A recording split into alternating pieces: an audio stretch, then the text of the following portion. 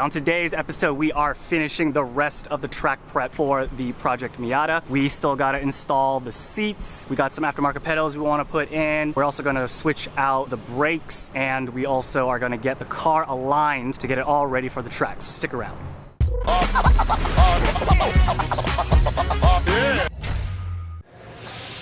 Alright, so next we are going to install the Sparco seats that we got because these OEM seats, they will not do.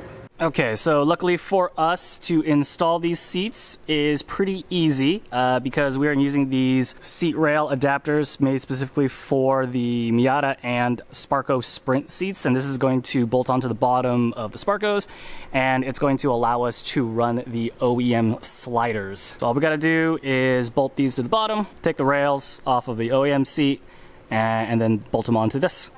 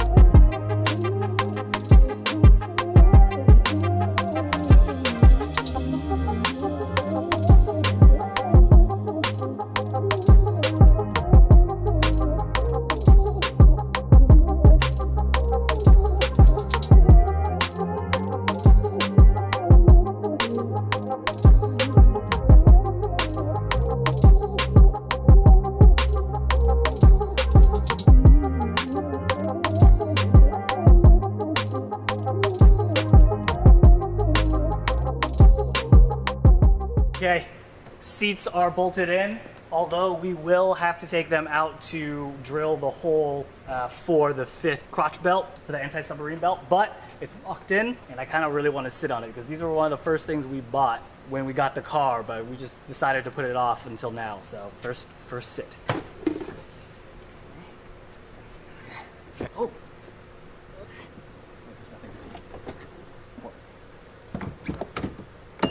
Oh, yes. Oh, yeah. Now I feel real race car-y.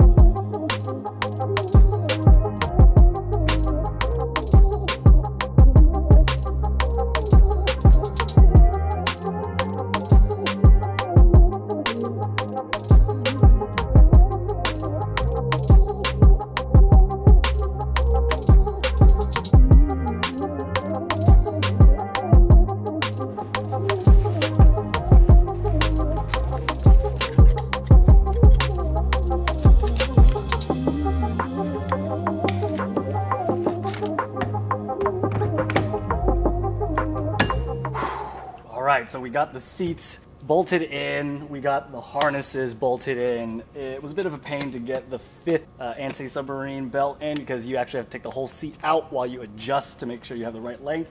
So that was a lot of bolting it in, bolting it out. The passenger seat for some reason doesn't quite bolt in 100%, but impact gun solves everything, right? So everything's in, belts feel good, position feels good, seat feels good. All that's left is really to take it for a test drive and see the difference that the grip provides. So I'm pretty stoked that that's finally done. Like everything, it was a lot more effort than originally thought, but we're good to go. Track prep is almost ready. So let's just go ahead and keep getting the car ready for our first day out on the track with it. Okay, moving along with the interior and the track prep, we are going to go ahead and put in these OMP pedals. So let's go ahead and take a look and see what we got to do.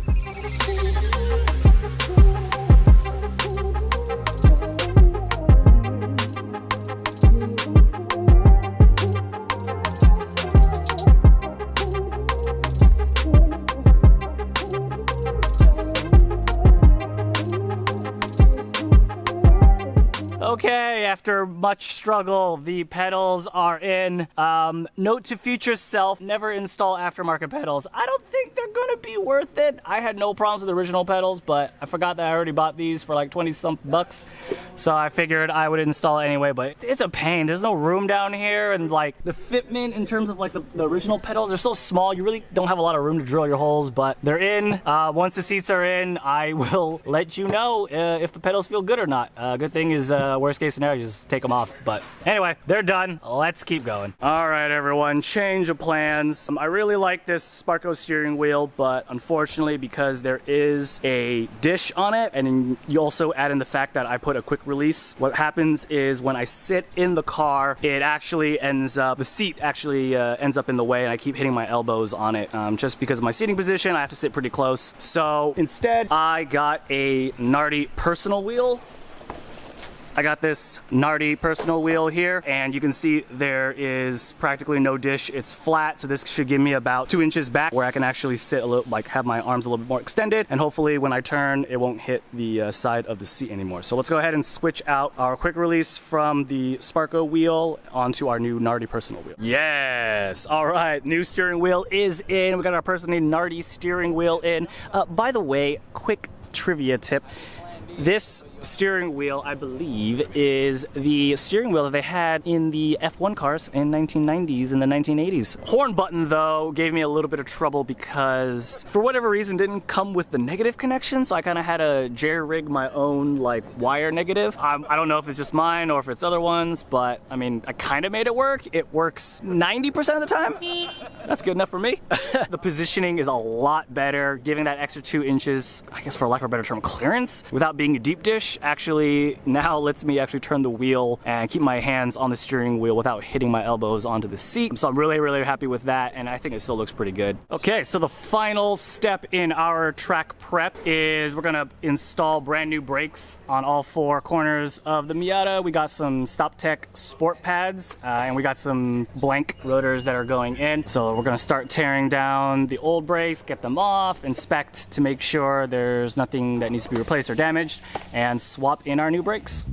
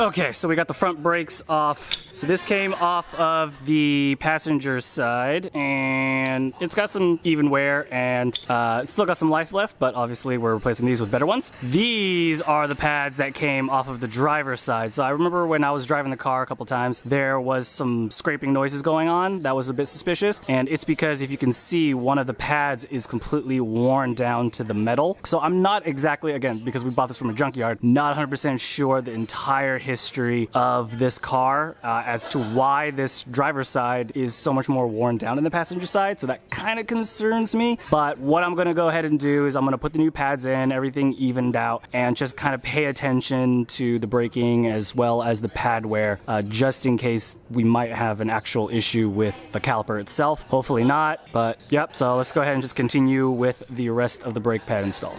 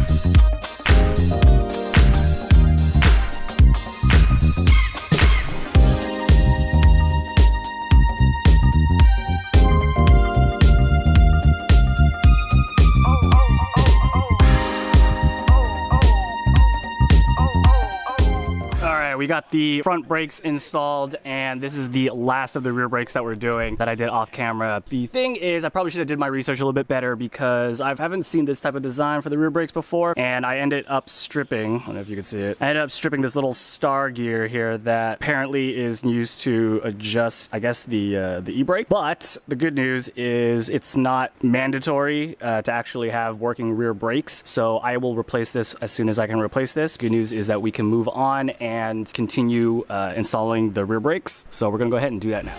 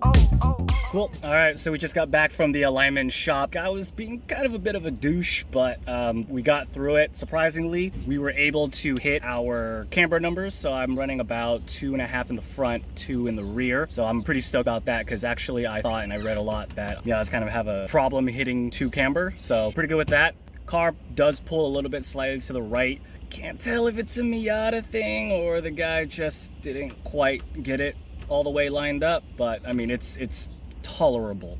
You know, it's drivable, so I'll live with it. It feels good driving. Still getting a little bit of rubbing issues when you kind of really go on it, and there's a bump in the mid corner, so probably going to rub a little bit at the track. But at this point, you know, I've done the best I can. Maybe if I can get some stiffer suspension, it'll solve that problem. I'm just going to run it. As long as it's nothing catastrophic, I'm cool with it. It's very slight, can barely hear it. Just have fun with the car because I had it for about a year. I want to have fun with it. But anyway, alignment is done. The only thing left to do on this car is to just give it a oil change, and we are ready to go. And that's good timing because track is in a couple of days. So let's get to it.